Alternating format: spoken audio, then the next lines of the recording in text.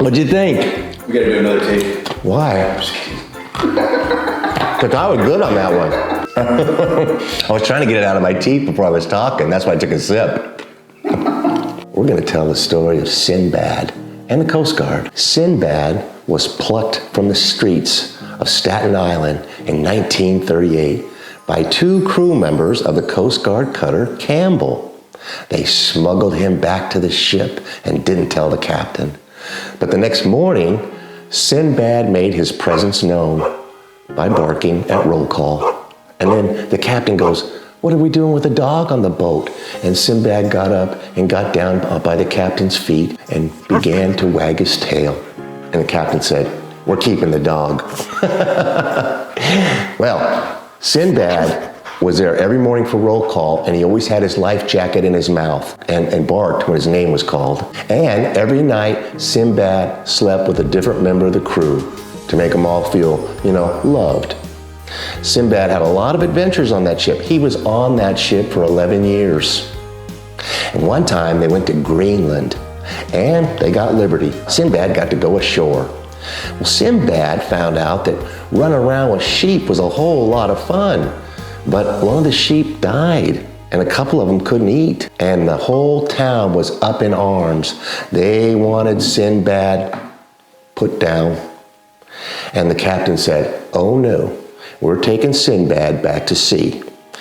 But he did, do some harm to the sheep. So Sinbad had to go to court-martial, which is kind of like going to court. So he went to court-martial and he was found guilty. So they reduced him in rank. He was, instead of chief dog, now he's seaman puppy. And they forbid him from ever going ashore in Greenland again. Sinbad had a lot of things going on with him. He had a lot of fun. And the Coast Guard used him a lot to help promote the service and get people to join in the 40s. So the court-martial was held and Sinbad was found guilty. Conduct unbecoming of a crew member of the Campbell. Well, like I said, he did 11 years on board that ship and they finally retired him. And he got to go stay at a lighthouse station off the coast of New Jersey, where he spent his last days. Sinbad had a funeral arrangement written for him by Alex Haley. Yeah, the same guy that wrote Roots. He had the whole plan for Sinbad's funeral. But Sinbad died unexpectedly and they didn't get to carry out whatever the plan was. Sinbad is buried underneath the flagpole on that island. Another quick story about Sinbad. One time they pulled into a port and Sinbad, he was known to go out and freak with some establishments. Well, when the ship left the next day, he was not on board. And the ship was a little bit off the coast and there was Sinbad. He was barking at the ship and the whole crew was going, "Captain, you gotta turn back and go get Sinbad." And he says, "Oh, I don't think we can do that. It would look bad in the logbook that I left at 4 and I came back at 4:04 to pick up a dog." And then it happened. Sinbad jumped in the icy waters and swam out to the Campbell. I love Sinbad, and I love the story about Sinbad. You know what else I love? I love milk bones. Yeah, they're nutritious, and the best way to eat them is you put it in your coffee. You just let it soak there a little bit.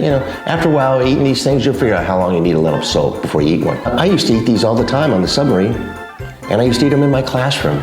That's probably good right here. There's nothing bad about them. Check it out. Damn good. Coffee.